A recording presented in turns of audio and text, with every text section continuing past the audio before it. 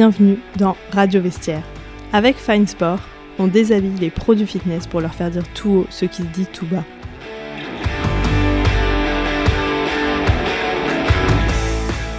Carrière, salaire, loyer, conditions de travail, turnover, formation, développement d'entreprise, tous les sujets qui animent les coachs sportifs, les préparateurs physiques, les salles de sport, les personal trainers et par ricochet leurs clients, leurs adhérents, sont à l'affiche de cette série sans tabou destinée à faire tomber les clichés et à apporter de la transparence.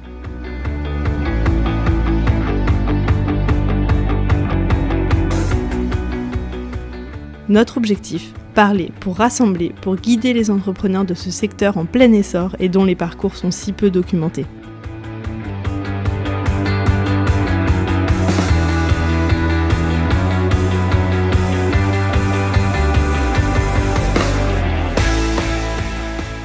Pour aller plus loin, Fine Sport vous accompagne dans le développement de votre entreprise et dans vos prises de décision pour vivre de votre métier sereinement.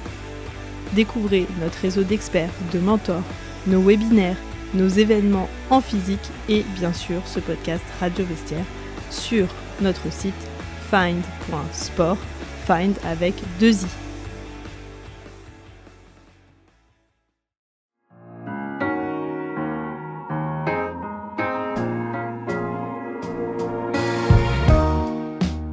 Cette série d'épisodes ultra concrets est réalisée avec le soutien de Boost, le logiciel qui transforme la stratégie commerciale des entrepreneurs du fitness.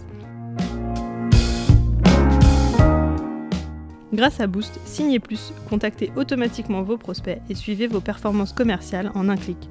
Boost est créé et proposé par une équipe d'experts passionnés et bienveillants qui sauront vous accompagner dans le développement de vos activités.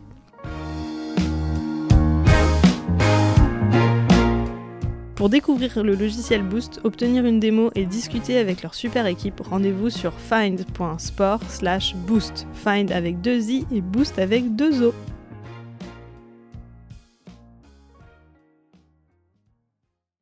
Hello Mathias. Hello.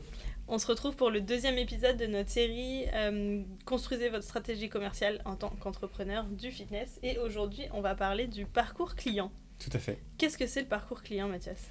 Alors, dans la définition marketing, c'est un peu l'ensemble des points d'interaction entre un client et une marque ou une entreprise.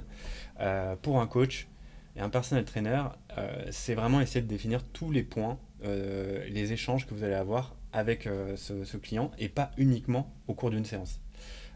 Donc, il y a plusieurs questions à se poser pour vraiment définir son parcours client. Premièrement, déjà, ça va être où est-ce que va avoir lieu cette interaction entre client et vous. On l'a un petit peu touché dans votre positionnement, mais ça peut être en salle, ça peut être à domicile, en studio, en entreprise, etc. Donc ça va être le premier point d'entrée. Seulement, il y a un avant et un après. Ça aussi, il faudra bien intégrer. C'est comment on se contacte, par quel biais, quel canal de communication et quel suivi derrière. Est-ce que c'est par ce même canal de communication, etc. Donc déjà, c'est le premier socle, c'est le lieu. Ensuite, il y a en deuxième lieu, deuxième point, la fréquence. Est-ce que vous allez être plutôt sur une séance semaine ? Est-ce que c'est plus de fréquence que ça ? Ça va tout construire en fait l'échange que vous allez avoir. Est-ce que cette fréquence-là, elle va aussi être sur le virtuel ? Est-ce qu'il va y avoir du suivi au-delà de l'exercice même pur que vous allez faire en séance avec la personne ? Donc tout ça, ça va aussi définir le parcours que va avoir votre client dans votre activité.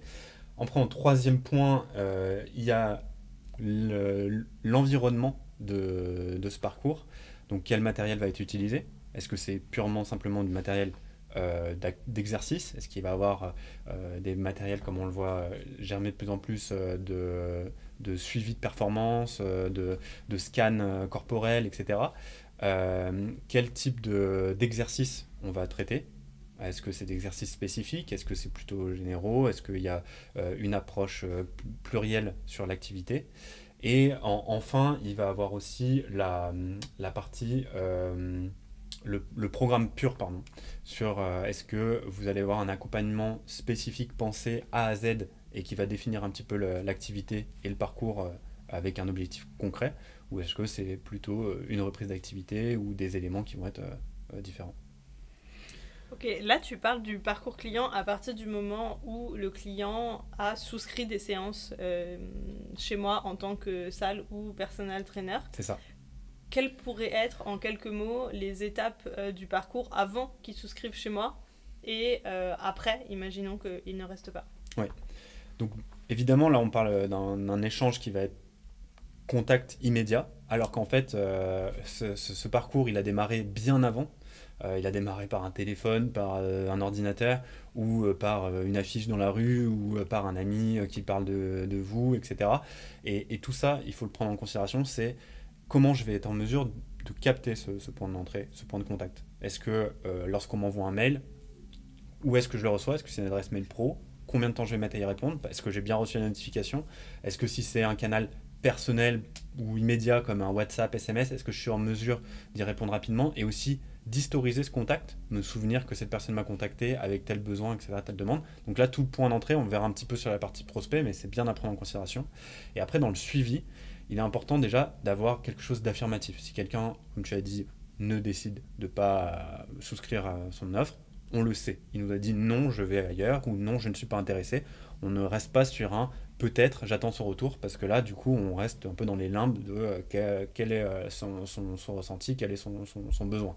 S'il n'est pas intéressé, là, soit on peut archiver directement le contact, soit on peut se dire on va le recontacter 6 mois plus tard, à peu près, on prend une valeur vie client moyenne et on se dit 6 mois, 1 an, et on pourra essayer de voir si ça peut l'intéresser. Par contre, si la personne est venue en séance, quel est mon programme concret pour ensuite, derrière, lui proposer mes offres et m'assurer qu'il va avoir une suite à ça.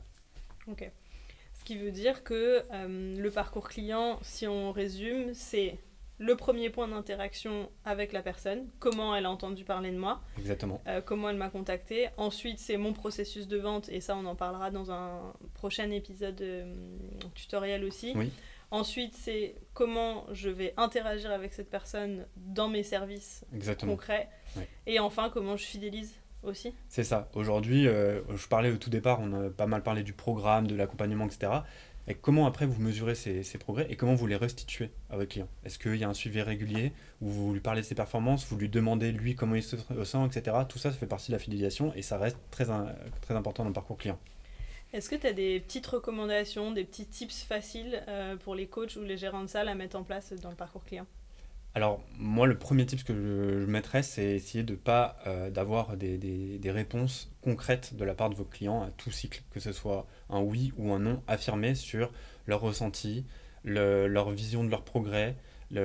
Tous ces éléments-là, il ne faut pas qu'il y ait de flou en fait, parce que c'est plein de petits points de friction qui peuvent petit à petit enrouer ce parcours pour que ça soit. Alors que assez facilement, on peut avoir un parcours client bien huilé, et tout ça en fait, c'est le mot client il est intégré, ça veut dire qu'eux aussi en font partie. Eux aussi font que ce parcours client il est fluide et il est intéressant. Donc tout simplement, si vous sentez que quelqu'un apprécie plutôt de la discrétion et pas aime pas trop s'épancher, bah peut-être que ça va induire la manière dont vous allez faire son suivi d'accompagnement. Inversement, quelqu'un qui est très voilà, qui aime beaucoup associer du social dans votre échange, bah, ça va aussi influencer la manière dont vous faites ce parcours client. Donc moi, mes deux tips, si on peut les résumer, c'est ayez que des oui et des non, pas de réponse floue sur un service que vous pouvez proposer, sur un ressenti que vous demandez, parce que ça vous aidera pas. Et deux, inclure réellement son client dans ce parcours pour en faire vraiment une recette de réussite. Top. Est-ce que ça veut dire que tu peux inclure le client aussi dans les différents canaux de discussion avec eux, dans les différentes façons de l'intégrer? Certains clients peut-être préfèrent le téléphone, d'autres préfèrent juste un lien sur Instagram, d'autres préfèrent un groupe WhatsApp. Comment est-ce que tu peux intégrer tes clients aussi là-dedans? Alors oui, en très concret, le groupe WhatsApp, c'est un sujet qui est récurrent et il est un peu risqué parce que ça peut à la fois être super intéressant pour la fidélisation et pour avoir une émulation collective, mais ça peut aussi très vite être un gouffre de productivité et on y passe beaucoup de temps et derrière on devient un peu de multicasquette. Donc c'est délicat là, de donner une plateforme précise. Par contre, ce qui est important, c'est de s'y tenir. Si vous décidez que votre canal de conversation soit Instagram, il faut que ce soit le plus efficace possible et que vous soyez réactif dessus pour que les gens qui ne sont pas forcément Instagram mais qui ont envie de passer par vous fassent cet effort-là. Tout ce que vous demandez comme effort à votre client, il faut que derrière, votre retour en valeur soit équivalente, si ce n'est supérieure. Top. Merci beaucoup pour ces tips. Avec Est-ce que plaisir. tu veux rajouter un dernier petit conseil? Non, pas vraiment. Là, je pense qu'on a fait le tour. Parfait. Merci Mathias.